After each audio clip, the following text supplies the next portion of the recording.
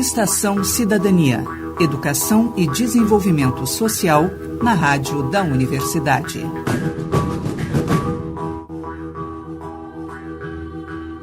Boa tarde, eu sou o Leonardo Melgarejo e começa agora o Estação Cidadania, uma produção do DEDES, Departamento de Educação e Desenvolvimento Social da Pró-Reitoria de Extensão da URGS. No programa dessa semana, conversamos com Marcos Vinícius de Freitas Rosa, técnico em assuntos educacionais, historiador e autor do livro Além da Invisibilidade, História Social do Racismo em Porto Alegre durante pós-abolição. Marcos nos conta mais sobre as questões da sua tese, agora editada em livro, e como ele vê o racismo naquele período histórico e nos dias atuais. Então, muito boa tarde, bem-vindo à Estação Cidadania, Marcos. E agora, para a gente começar, falando um pouco mais do livro, né, o Além da Invisibilidade, eu gostaria que você falasse um pouco dessa expressão que me chamou bastante atenção, porque do Além da Invisibilidade, sabe? Sim, ok, então, boa tarde, obrigado pelo convite para a gente poder conversar a respeito do livro, né? Bom, o livro nem sempre esse livro é o resultado de uma tese, né, de uma pesquisa que durou uns 4, 5 anos para ser finalizada, né? Primeiro de tudo, né, o fato de que no Rio Grande do Sul a gente associa o sul do Brasil em geral, não apenas o Rio Grande do Sul, né, mas os 3 estados do sul, Rio Grande do Sul, Santa Catarina e Paraná, sempre a presença de imigrantes, né? Então, são regiões cujas identidades e cuja própria imagem que se tem fora, nas outras regiões do país, a respeito dessa região, é sempre uma imagem muito associada a imigrantes e principalmente a população branca, né? Então, principalmente italianos e alemães, né? Claro que tem uma série de outras nacionalidades aí também. Mas esse Além da Invisibilidade tem a ver com isso, né? De mostrar que o Rio Grande do Sul era uma província escravista como qualquer outra província do Império. E então havia escravidão aqui como em qualquer outra província do Império e, portanto, africanos como em qualquer outra província exato. Do Império, entende? Então, Além da Invisibilidade, ele tem a ver com isso, de mostrar uma presença negra numa região que é associada à presença de imigrantes.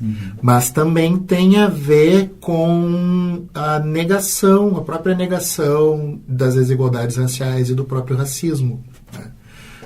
Que é sempre muito difícil de você convencer as pessoas de que sim, existe desigualdade com base na cor da pele, que isso sim orienta a formação de hierarquias sociais, que isso sim orienta a maneira como as pessoas se relacionam umas com as outras, né? Então, Além da Invisibilidade é fazer com que o racismo saia dessa camada de negação e de, faz de conta que não existe, e trazê-lo para a visibilidade, né? Um livro voltado para mostrar que sim, cor da pele é importante e tem uma população aí que acabou sendo mais prejudicada por conta disso, né?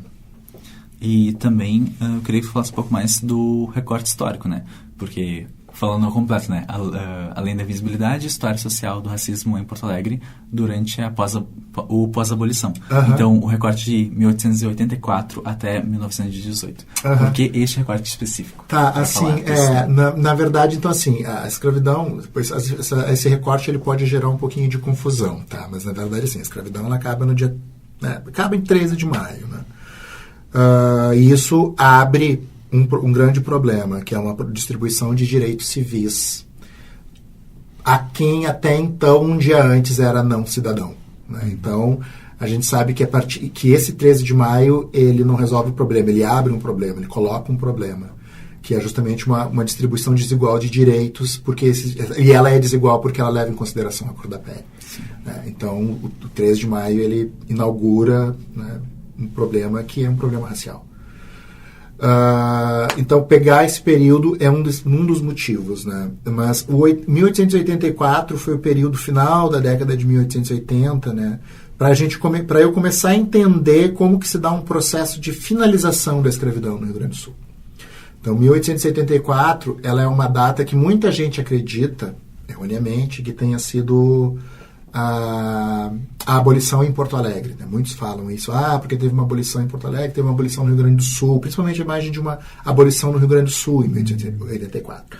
Quando, na verdade, o que aconteceu em 84 foi o cumprimento de algumas leis emancipacionistas, né, que já estavam encaminhando o fim da escravidão, e que previam a concessão da liberdade mediante a prestação de serviço. Ou seja, os cativos ganhavam a liberdade e, ao mesmo tempo, assinavam contratos de trabalho com os seus senhores, né? Na verdade, seus senhores.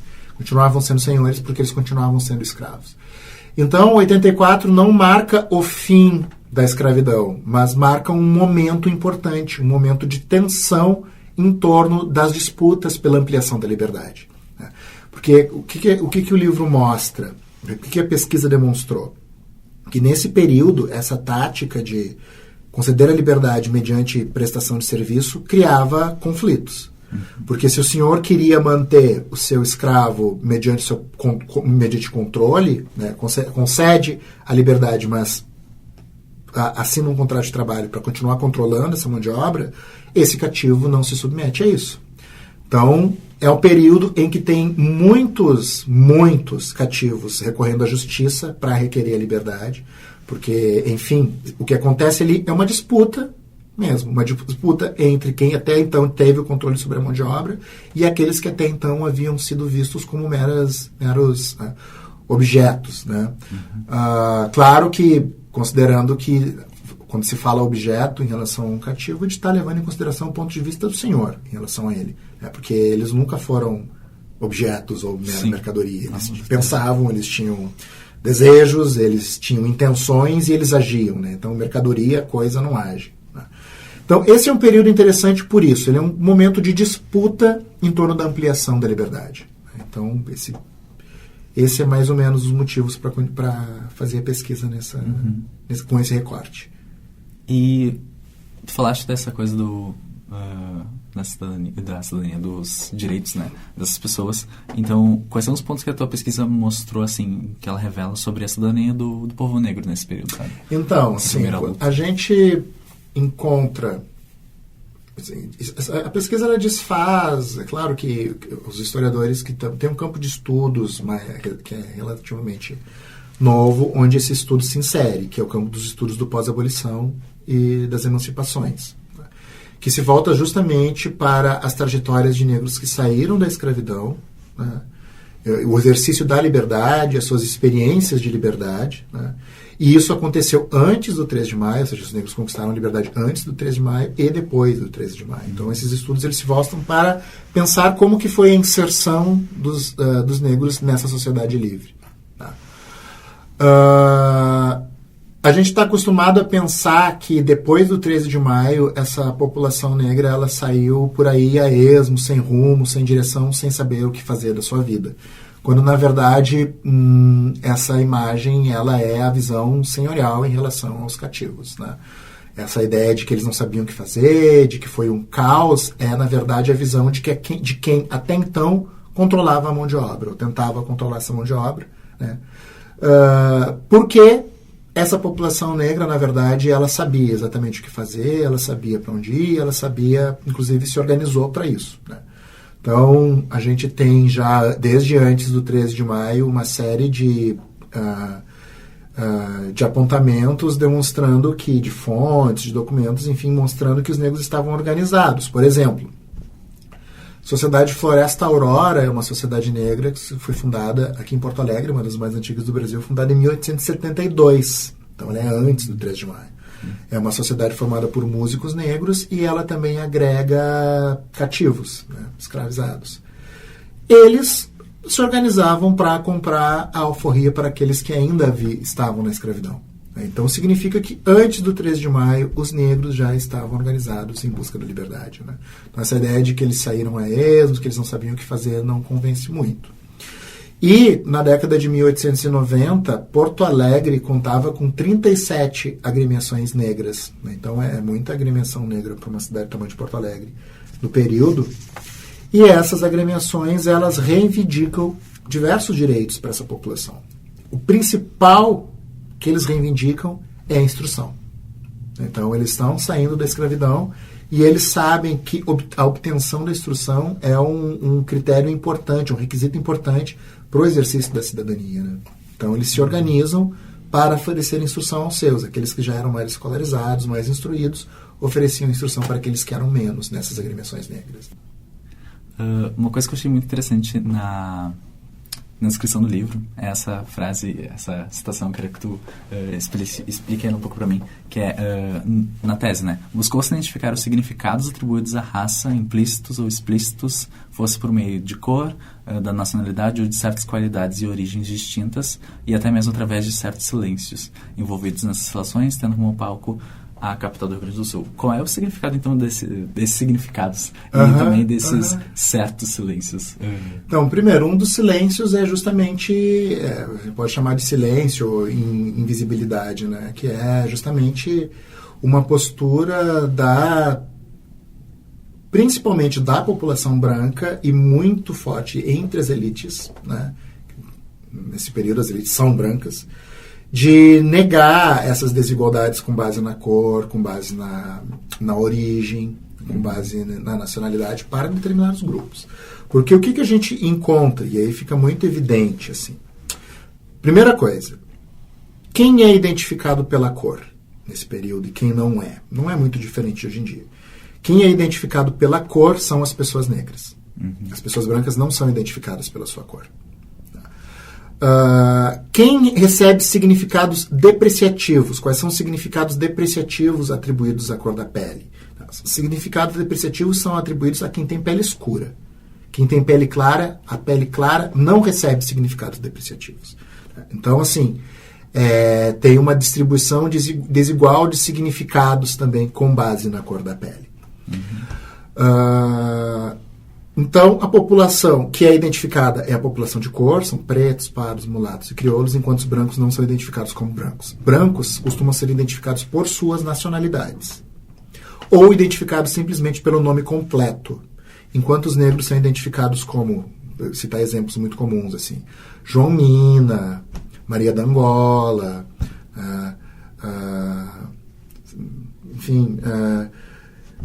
Inácia, Cabinda, entende? Então, esse é geralmente um nome que associa ou muito o preto João, a preta Maria, né? a parda Antônia. Então, os negros eles são identificados com referência ou à sua origem africana, né? Com um nome que faz referência a um determinado grupo étnico africano, ou pela cor.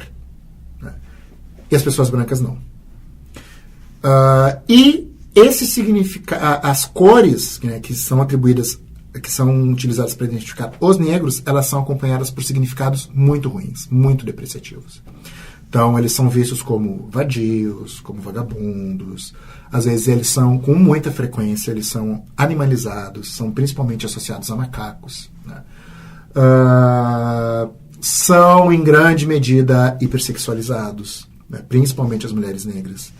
Então, tem uma série de significados que acompanham aqueles que são identificados pela cor. E como é que é para a população branca? Primeiro de tudo, elas não são identificadas pela cor, elas são identificadas ou pelo nome completo ou pela nacionalidade. Então, é assim, o italiano, Giuseppe, nome, sobrenome, identificando uma nacionalidade italiana. Eles dificilmente são identificados pela cor branca, né? Eles aparecem muito menos identificados por meio da cor. E mesmo não aparecendo identificados pela cor, os significados que são atribuídos a essas pessoas são muito diferentes. Eles são vistos como trabalhadores. A expressão que eles gostavam de usar muito no século XIX, eles eram morigerados, né? Que eles eram disciplinados, né? Que eles conseguiriam obter a ascensão social de uma maneira muito mais rápida do que os libertos, né? Porque eles sabiam efetivamente como exercer a liberdade. Então, tem uma construção de significados desiguais para os distintos tons de pele, né? E formas de identificação também é desproporcional. E aí é o grande salto, né? E por isso a história social do racismo. Porque justamente essa população que é identificada pela cor e que a cor recebe significados depreciativos é a população que acaba sendo alvo de práticas prejudiciais, né, de restrições. O que isso significa? Que a cor orienta a maneira como esses grupos se relacionam. A cor orienta essas práticas que são prejudiciais aos negros. São significados depreciativos que orientam práticas prejudiciais. Isso é o racismo. Enquanto para a população branca, as práticas que acompanham essas populações que não são identificadas pela cor, mas que recebem significados positivos, são práticas muito favorecedoras. Né?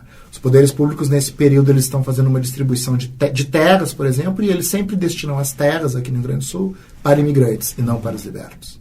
Né? Quando eles falam na distribuição de direitos, eles pensam em dar direitos aos imigrantes. Enquanto para os libertos, inclusive os governadores diziam isso com todas as letras. O único direito que o liberto tem é de continuar trabalhando. Então ele sai da escravidão e não deixa de ser um trabalhador. O ideal é que ele continue trabalhando nas mesmas condições e melhor ainda se for para o mesmo senhor. Né? Essa é a lógica senhorial do período. E é isso que mostra as distinções entre negros e brancos do período. E essa política de imigração, então, como é que ela afeta, sabe, no dia a dia, então, dos libertos, e também como é que ela contribui, né, para a significação do racismo, sabe, no dia a dia das pessoas, porque não é uma coisa, essa política de imigração, ela continua sendo forte, como tu disse lá no começo, sabe, formou a identidade da terra, sabe, tipo, nós somos uma terra de imigrantes, sabe, tipo, então, como é que tu vê isso na tua pesquisa? Então, tem uma série de implicações, né? É isso que constrói uma hierarquia racial, uma desigualdade com base na cor da pele. O que acontece? Não é que a gente não encontre imigrantes pobres, que a gente não encontre trabalhadores brancos pobres, brasileiros brancos pobres, a gente encontra.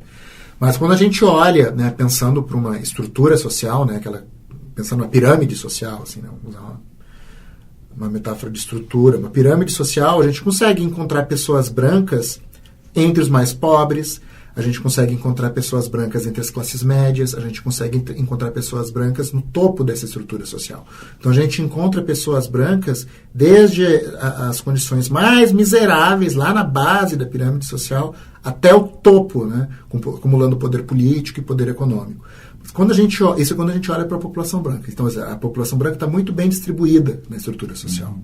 Mas quando a gente olha para a população negra, preta, parda, crioula, né, mulata, isso não acontece.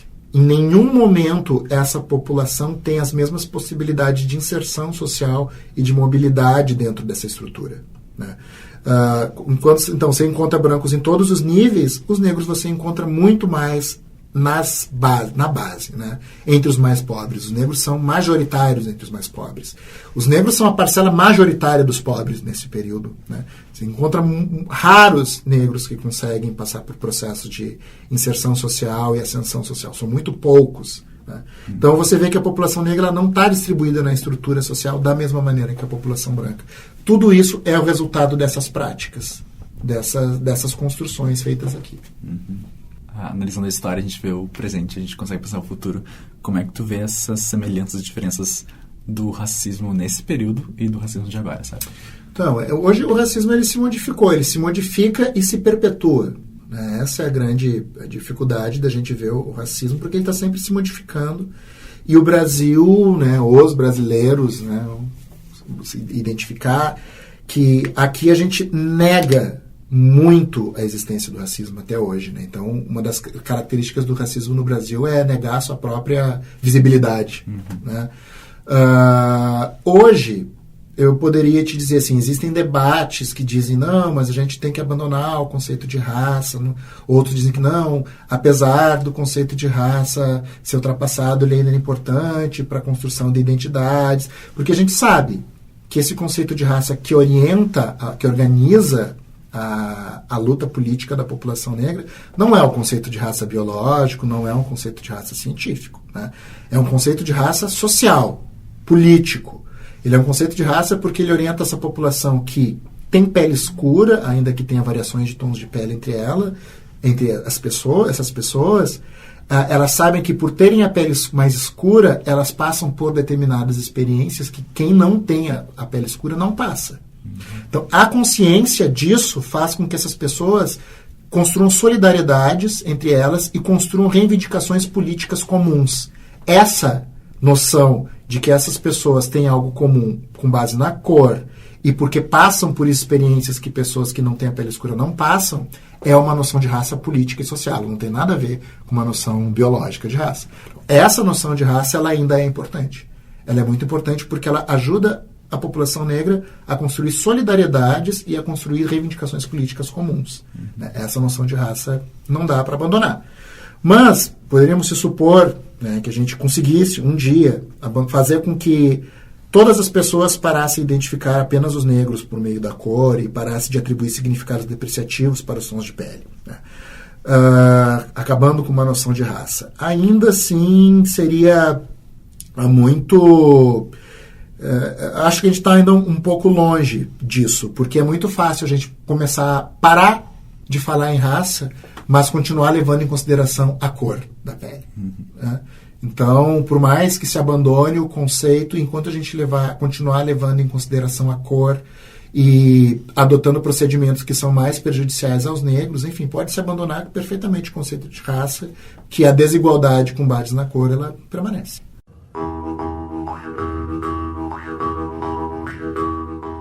O Estação Cidadania fica por aqui. No programa de hoje, conversamos com Marcos Vinícius de Freitas Rosa, técnico em assuntos educacionais, historiador e autor do livro Além da Invisibilidade, História Social do Racismo em Porto Alegre durante e pós-abolição. Amanhã, 5 de julho, ocorrerá o lançamento do livro, junto com a aula pública ministrada por Marcos sobre o tema. Apresentação e produção, Leonardo Melgarejo. Gravação e edição, Jefferson Gomes. Realização DEDES, Departamento de Educação e Desenvolvimento Social da Pró-Reitoria de Extensão da URGS. Estamos toda quinta-feira, às 13 horas, aqui na Rádio da Universidade. Até semana que vem!